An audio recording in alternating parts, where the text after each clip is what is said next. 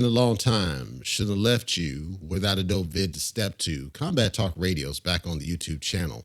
This will not be a frequent occurrence, only when it seems like it makes sense. And trust me, our set of fights very recently warranted getting something out here because there's a lot of people out there don't understand what it is that they saw this past weekend. And I'm going to break that down because unfortunately, there's a lot of fans of the eye test, as I refer to it, especially on NSB. I got to call that out here. What you saw, ladies and gentlemen, Jaron boots Ennis fighting Chukhadzhian, right? Chukhadzhian, I said on the podcast at combattalkradio.net, by the way, I said Chukhadzhian, he's very awkward. I said he fights somewhat like Manny Pacquiao, but flat-footed. Chukhadzhian went in there and he was not flat-footed. His footwork was excellent. No, the man was not running. If you watch the fight back, and I recommend you do and actually watch it with an unbiased eye instead of going after eye test, what Chukhadzhian was purposely doing was forcing Boots back to the middle of the ring. The reason he had to keep going left and right is because Boots sucks at cutting off the ring. That was exposed. He couldn't cut the ring off for this dude. Chukhadzhian was purposely trying to pivot him back to where it's in the middle of the ring. Let me explain to you why he was doing that and why I think it was brilliant, and that's basically what every fighter should have been doing against Golovkin for years. When you have that kind of a fighter that's got that one-punch power or can trap you, like Golovkin tends to stalk you and trap you, that's what Boots does too. He tries to stalk you and trap you up against the ropes so that he can start landing bombs on you. Boots has fast hands. Boots is able to hit with power. Boots was never able to drop this dude. Do you understand why? Because at no point did Chukhadzhian get trapped on the ropes to where Boots could start teeing off on him. It wasn't until the later rounds that then Chukhadzhian slowed down ever slightly. Even Steely was moving and trying to force him back to the middle of the ring. When Boots is in the middle of the ring, he has no choice other than to try to set up a trap, but he can't set traps because in the middle of the ring, Chukhadzhian can move, right? So it was a brilliant strategy of getting Boots to stay in the middle of the ring because what it did is it forced Boots to stand and try to land something that would get Chukhadzhian to stop moving. So Boots eventually would start going to the body. It still didn't do that much good because Chukhadzhian was still moving all the way up through 12. The dude was moving brilliantly from my eyes. Meanwhile, Chukhadzhian was landing shots. He was landing over the top. He was landing combos at points. 1 piece, 2 piece, 3 piece. The dude was landing. He just had no power. Now, I understand that the Boots fans out there, they're pissed off. They wanted this guy to basically take the knockout because all you want to see is Boots knock dudes out. This is not a fan. You're not a fan. You're a mark. Fans should want to see your fighter get better. The frustration for you is that Boots has that many freaking fights, and this is the first time he's been forced to stand in the middle of the ring and show something. And he did show you something. He showed that he could switch up the style. He doesn't have to be the Roy Jones whatever. He doesn't know how to cut off the ring. He's got to work on that. His defense still sucks. That was on crystal clear display because Chukhadzhian was landing way too many punches on this guy because Chukhadzhian has never had a high hit rate. He just seems to be able to outbox you at distance. As we saw when he fought Ali Faneka. If you didn't know that because you didn't research the dude, he fought Ali Faneka. He did the same thing. He fought Ali Faneka and performed better against Ali Faneka than Jeff Horn did. So I already knew going in this was going to be an interesting fight because you got Chukhadzhian, who's a very awkward thrower. He's going to land, even if he's moving, he's going to land something, and he's peppering you from all these different wide angles and all this.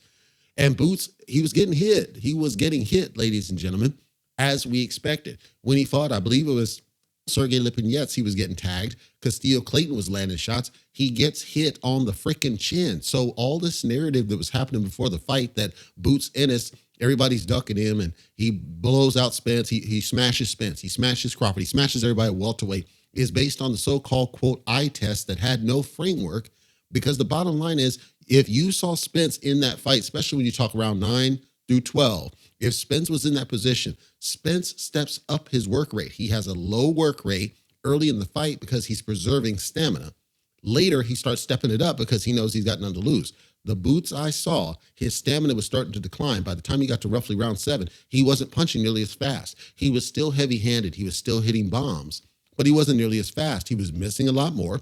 He was thrown off balance. He was just looping shots. It didn't make any sense. But that's all he could do because this guy Chukhadzhian was not going to stand and trade. I know that Boots' fans wanted to see him stand and trade and take a bomb and get knocked out because that's what you saw from Boots.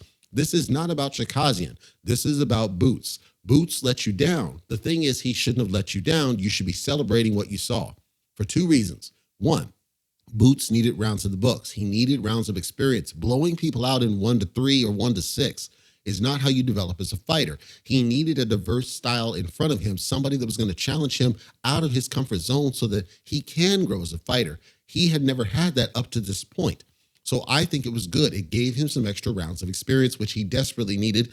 It also was allowed to expose flaws in his game that his team hopefully will go back to the gym and work on. Number one, you need to learn to cut the effing ring off and not just follow the guy around like an idiot. Number two, you need to learn how to not fall off balance when you throw shots and you miss wide. Number three, you need to learn upstairs defense. Actually guard your face and not use your face for your defense, which is all he does. He's done it in every effing fight. These are things that should be addressed. If you address those things, he actually could be the master boxer everybody claims he is. But right now, with what I saw, he's not there yet. He's got work to do. He's a youngish guy. He's not crazy old. He's got time to work on it. He needs to work on that if he's ever going to step in the ring with Errol Spence. I guarantee you, the boots I saw, 9 to 12, Spence gets him out of there before the 12. Bottom line, breaks him down, gets him out of there, especially if he's going to keep eating flush shots upstairs. Spence gets him out of there. Spence has way more power than Chukhadzhian ever could think of having. So if Chukhadzhian was able to land at will, and frankly, Chukhadzhian wasn't even nearly as precise as Spence could be when he's thrown upstairs. Spence also has no problem going downstairs. Spence has no problem going to war, as we saw with Spence versus Ocampo and Spence versus Ugas and Spence versus Porter. So, no, I think this was a great outcome for Boots Ennis. I think he needed this. I think he needed the wake-up call. I think his fans, if they were unbiased, should recognize this is a great thing that this happened to him now versus later if he gets complete sparked out and then people call him a bum. He's not a bum. He's actually a very good fighter. His Boots, he got stuff to work on. That's nothing wrong with this. So then the last question, I'll wrap up. Okay, does the Boots beat Spence? I say absolutely the hell not. Absolutely the hell not. Not from what I saw. Spence, again, would preserve himself in the early. He would throw jabs. He would do whatever and basically move just like Chukhadzhian would do. That's what I would see. He would move like Chukhadzhian. He would land every now and then. He would stay out of the range of Boots. He would not fall for the traps. Even if he got his back up on the ropes, Spence is much more defensively brilliant. So I don't see that Boots would be effective in the first half. Second half, I see Boots gassing ever slightly. His punches slow down. Still landing bombs, but because they're slow, I see Spence is much more able to evade those shots, come back and land something just like he did against Sean Porter, just like he did against Yordenis Ugas. And even if he does land, I don't see that Boots is going to be able to get Spence out of there, just like the numerous fighters that have hit Spence flush on the chin, bang on the chin, and couldn't get him out of there, like Larte, like Porter, right? And Ugas. They weren't able to get him out of there either. I don't see at all that Boots is going to deal with that. Does he deal with Terrence Bud Crawford? Based on what I saw, I honestly believe Boots would land at will on Terrence Bud Crawford because Terrence Bud Crawford has the same problem with upstairs defense. He doesn't seem to be able to catch a shot. And the problem I saw with Crawford versus Porter, Porter was landing at will for the first, I arguably gave him the first five of the first six in that fight. Because Porter was landing upstairs, Crawford was trying to do a counter shot. You're not going to get that off on Boots Ennis of what I saw in the first six. You're not going to do it. So if Boots starts landing on Crawford, that means Crawford's going to get drug into war. If he gets drug into war, I think Boots gets him out of there. And I'm being straight up on what I saw of the most recent performance of Crawford's, most recent performance of Boots. Crawford against Avanesian. Crawford was getting tagged at will against Avanesian. So no, Avanesian doesn't have anywhere near the power of Boots Ennis. I think Boots would land at will on Crawford's chin and get him out of there. That's my theory. However, the one thing here is if Crawford can carry it like he did against Benavidez all the way past to the later rounds, Crawford eventually would get Boots out of there. So then it's at 50-50. So I see Boots and Crawford as more 50-50 than I see Boots and Spence. I see Boots and Spence not even worth watching because I think Spence takes him out. Easy. I think Boots and Crawford is a toss-up. It depends on the strategy going in there. Does Crawford hold out for the first six? And then if he does, how does Crawford react off those bombs? Does he go to war? Does he run like he did against Postol? Like, what does that look like? We don't know. I suspect Crawford has a strong chance of beating him if he takes him into deep waters. Whereas Spence, I don't see Boots has any chance. Once again, this is not downing on Boots. He's a good fighter from what I saw. I'm really just tired of people overrating the dude. And when I say overrating, I'm saying you have to look at the quality of opposition that he fought up to date. You have to look at the fact in some cases he took him out with a rabbit punch or some other illegal shot.